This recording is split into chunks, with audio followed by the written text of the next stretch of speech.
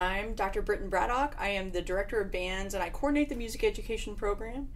And I've been at Mercer for a year and a half. This is the end of my third semester and I'm having a blast.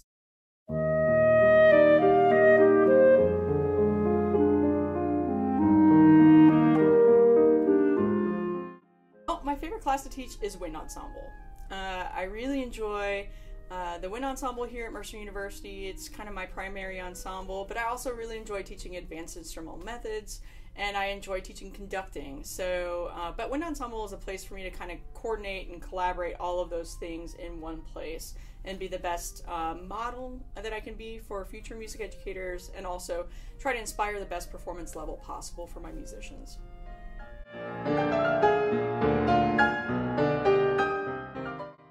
Students.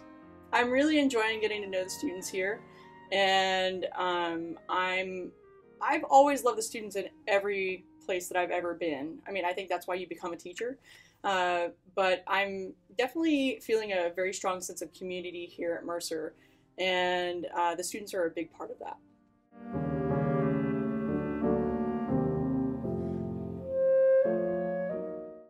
That's a really good question, and it's hard to answer because I think there's many moments that inspired me to do that. Number one is I grew up watching my granddad lead church singing. So he had one of the most beautiful voices I've ever heard, and we would go to church 3 times a week, but typically on Sunday mornings he was the one leading singing. And so I had a really early experience with music that was important. He also, I think he could have made it musically as a career just because of how strong he was and how good of an ear he had. And so he inspired me. In fact, I keep his pitch pipe in my coat pocket anytime that I conduct, because he left that to me specifically. And then along with that, I became a drum major in high school. I really, I first became a really good clarinetist and knew this was the path, but then I auditioned and became the drum major and started enjoying conducting. And I got some unique conducting opportunities in high school with the high school musical, but also in my high school band. I got a chance to conduct some pieces, and I conducted Once Upon a Mattress and really started loving musical theater as well. And that made me realize, okay, I enjoy music, but I also enjoy teaching other people music. And then a conductor by the name of Richard Fisher came and conducted our high school band and kind of picked me out of the crowd as being somebody that should pursue music as a major. And so I got recruited to go to Concordia University, Chicago, and the rest is history. He really nurtured me and shared with me at that time that he thought I could really go teach college at some point, and planted a seed in how to do that as a young musician. And I think that was a really inspiring moment in my life, and I've just continued to find my path through that.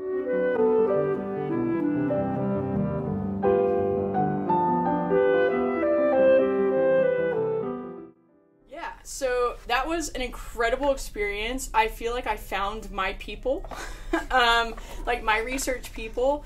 I applied and then received an invitation to go present 2 of my research topics in Bangor, Wales, at the University of Bangor, and I had a blast. It was a week-long conference, and I presented on 2 topics. Number 1 was one of my dissertation topics on Ruth Gibbs, who was an English composer, and she studied with Rafe Vaughan Williams and Gordon Jacob, and has several wind pieces that I've been able to perform throughout my career so far.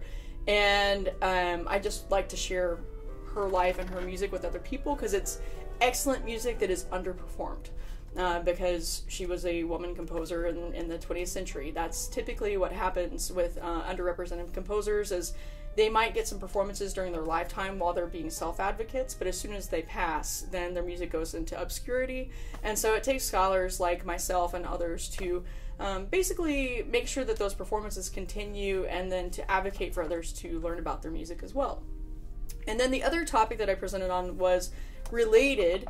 Ruth Gibbs wrote a piece called Seascape for the Portia Wind Ensemble. So the Portia Wind Ensemble was a group that was active in England from about 1950 to about 1982-ish.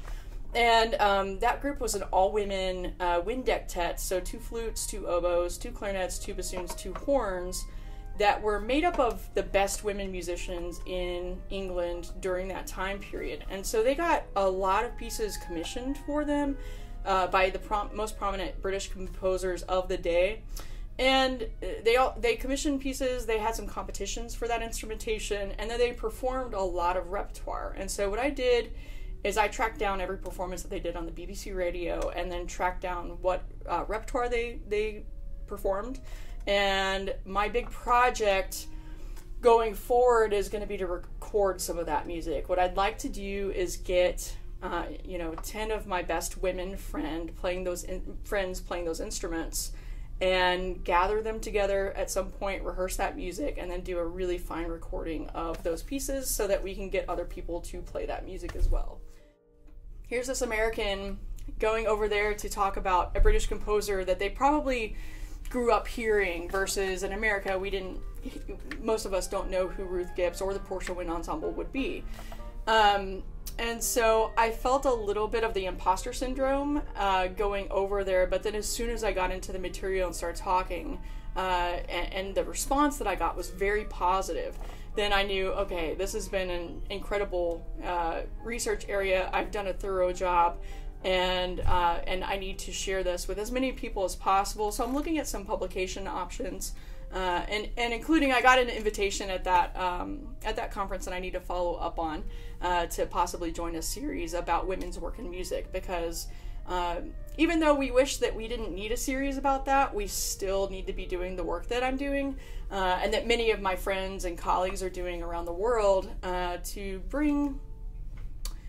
advocate for performances and scholarship on topics, composers, and pieces that are underperformed.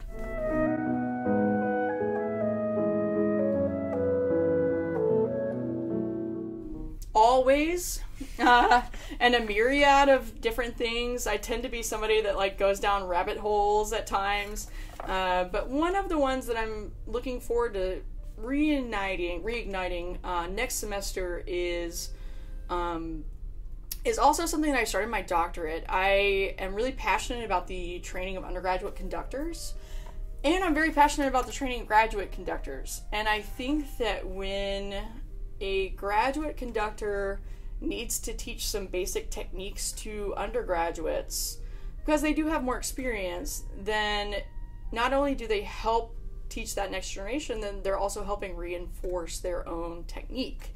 And so I'm excited to reignite technical and expressive skills checks for the undergraduate conductor that will be led by my graduate student Galen. That will be a small part of the curriculum of Conducting 2 next semester. And so what that looks like is about a bit of a 2-part mentorship, where I'm going to mentor him and he's going to mentor that class a bit. And I'll primarily be teaching, but there's that cyclical, mentorship that happens because of that. And so I did this project where I was the graduate student and I was also the one writing about the process. And what it looks like is some individualized coaching, because I think a lot of times in a large conducting class at the undergraduate level, something that is missing at times is that individual one-on-one instruction that we all need on whether it's on our instrument or whether we're learning a new technique such as conducting. And so being able to have some of that one-on-one time, I think, is going to be a really helpful thing in instrumental conducting too. So that's another avenue that I'm looking at continuing to explore, and it's a research area that I started about 4 years ago.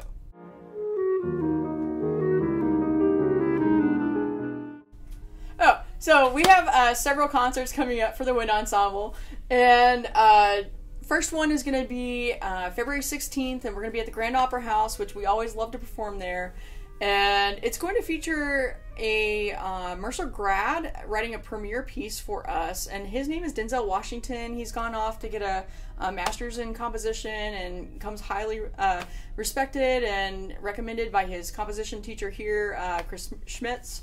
And so he's writing the opening piece for us, and then we're going to do a piece by Julie Giroux, and then we're also going to do the Star Wars suite. And that's going to be fantastic. And then also one of my colleagues from Florida, Laura Noah, is going to come up and join Dr. Reddick, and they're going to do a timpani concerto by Philip Glass. So that's going to be a really exciting program. It's part of an honor band weekend. We're going to host about 80 high school students here on campus for the weekend. They're going to experience master classes with our faculty, and then they're going to be in rehearsals for 2.5 days and then perform also in the Grand Opera House the next day. So part of the Wind Ensemble concert is to inspire those students to consider college and consider playing in college. So that's February 16th, and then the 17th is the Honor Band concert. And then our next concert is March 27th, and that's going to be a side-by-side concert at McIntosh High School, close to Atlanta. We're very excited about that. It's a great program. I've been out there once and really enjoyed working with the band director there, Barbara Baker. And then our final concert I'm pretty excited about because I don't know how often this has been done here.